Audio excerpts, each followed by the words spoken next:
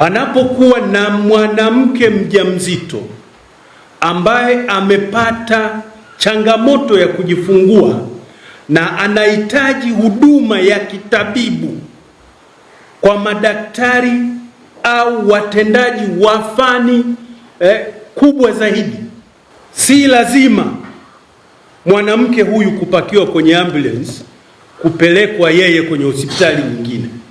Ninaagiza hapa madaktari nao wapakiwe kwenye ambulance na kukimbizwa kule aliko mgonjwa wakatoe huduma.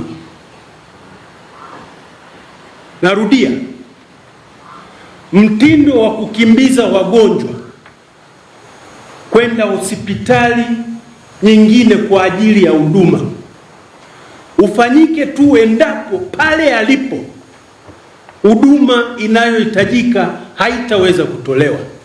Lakini kama pale alipo huduma stahiki ya kutolewa, madaktari na wao kimbizwe kwenda pale alipo mgonjwa.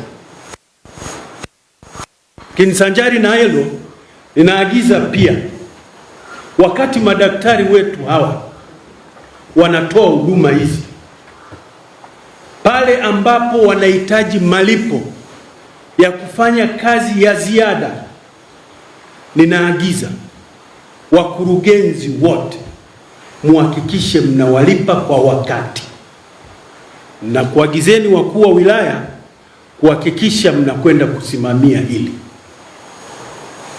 Popote patakapokuwa na changamoto, ofisi yangu ijulishwe mara moja ili tuweze kuchukua hatua. Sasa katika mazingira yale, sisi tunaopaswa kuwahudumia ni lazima tujipange vizuri na tuhakikishe tunatoa huduma stahiki.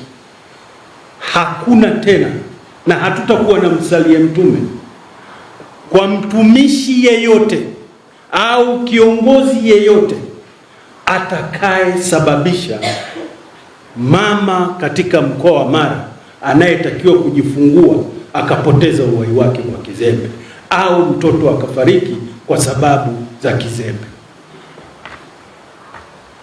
Natakeni mjipange na mjifanyie tathmini, kwa sababu tunakuja na tutakuwa wakali kidogo katika